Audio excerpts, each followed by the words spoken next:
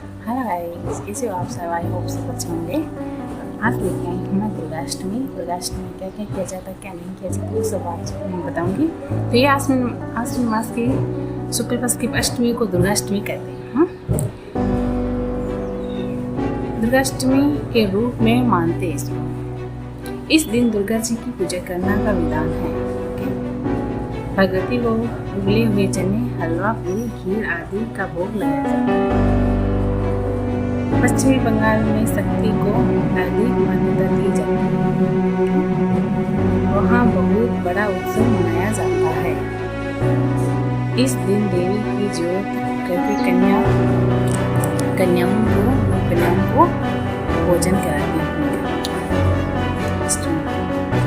और ये हिंदू धर्म में बहुत प्राचीन है। इनका अलग अलग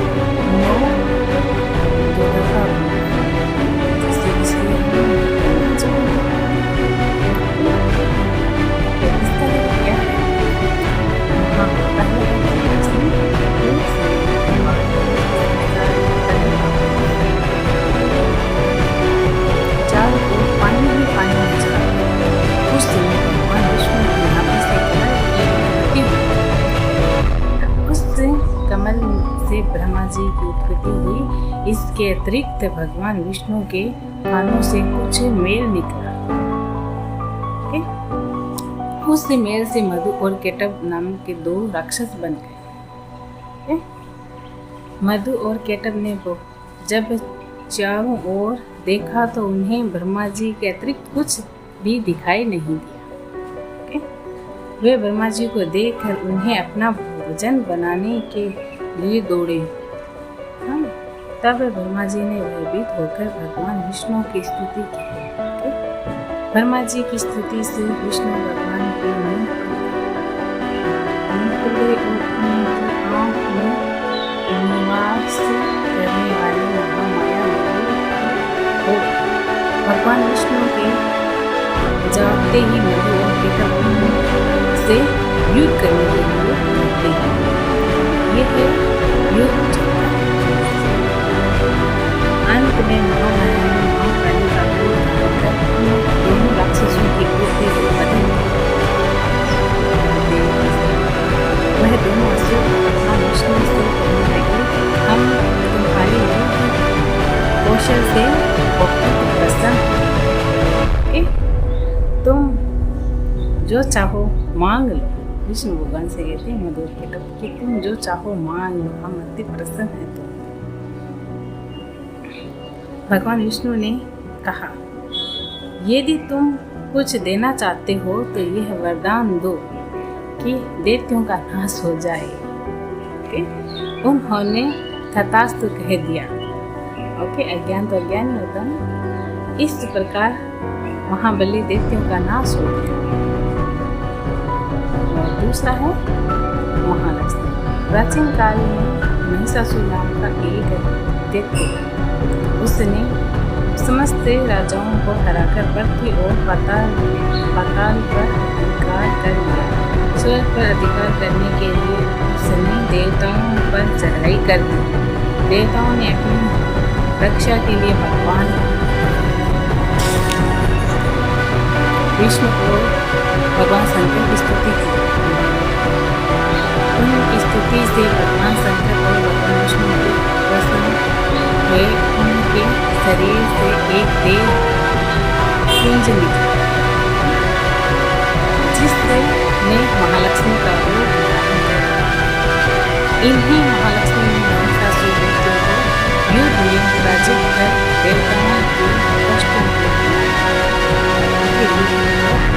दूसरा अब है चामुंडा 3 नंबर देखो। एक समय की बात है कि शुम और निशुम नामक के दो राक्षस इस संसार में पैदा हुए। वह इतने बलशाली थे कि पृथ्वी एवं पाताल के सब राजा उनसे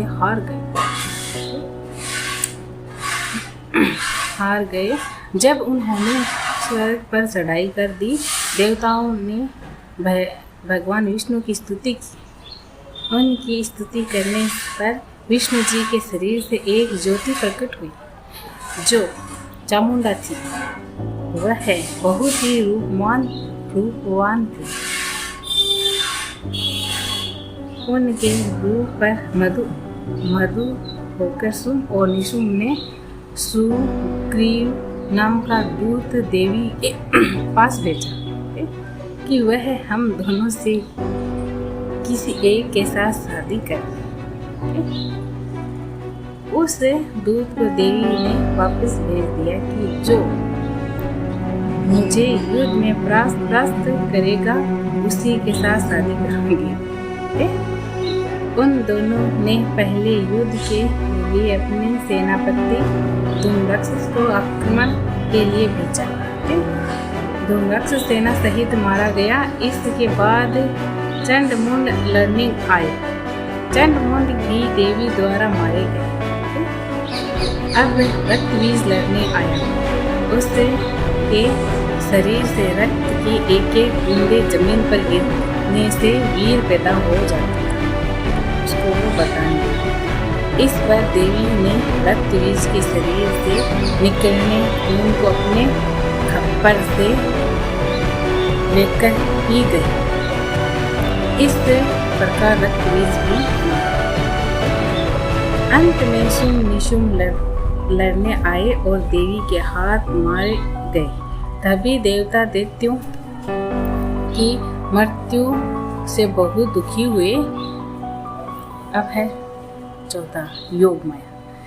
तो जब कंस ने वासुदेव के 6 पुत्रों को वध कर दिया तो 7वें गर्भ के रूप में शेषनाग के अवतार बलराम जी आए और रोहिणी के गर्भ में रोहिणी के गर्भ में स्थानांतरित होकर प्रकट हो। तब 8वें गर्भ में श्री कृष्ण भगवान प्रकट हुए। उसी समय गोकुल में यशोदा जी के गर्भ से योग माया का जन्म हुआ। वासुदेव जी श्री कृष्ण को गोकुल छोड़कर आए और बदले में योग माया को वहां से ले आए।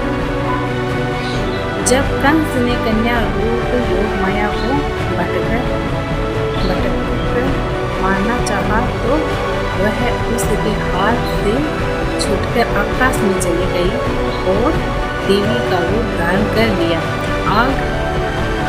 आग जलकर उसी योग माया ने श्री कृष्ण के हाथों योग विद्या और महाविद्या बनकर कंस चारुण आदि शक्तिशाली असुर का संहार किया। गाइस, अब है 5वां।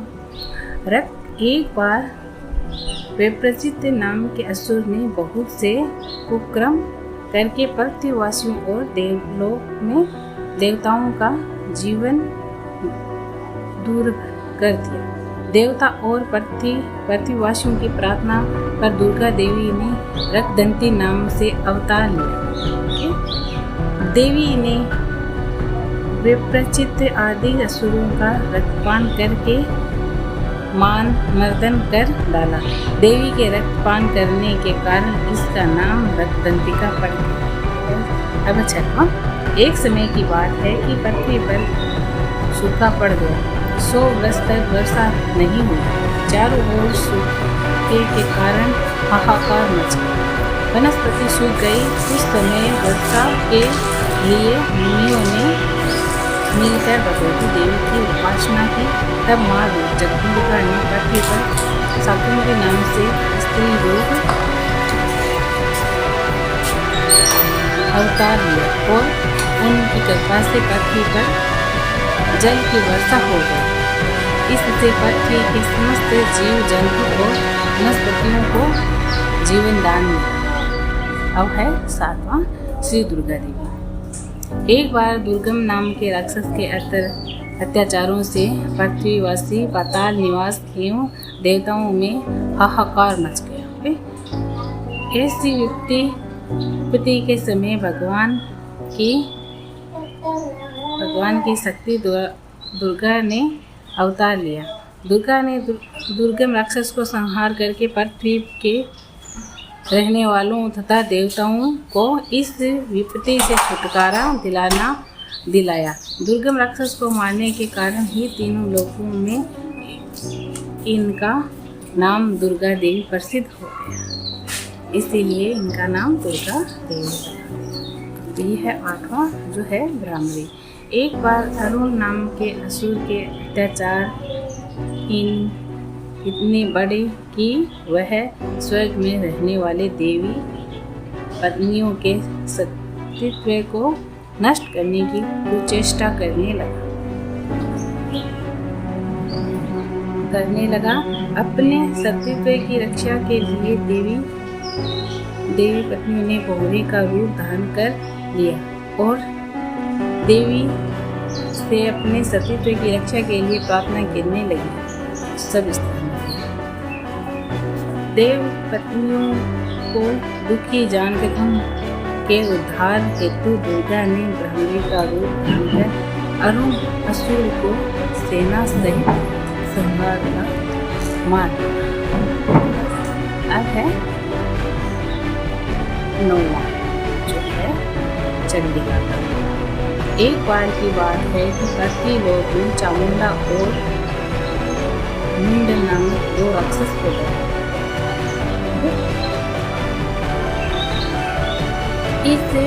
इन दोनों राक्षसों ने पृथ्वी लोक, पाताल लोक और देवलोक पर अपना अधिकार कर लिया।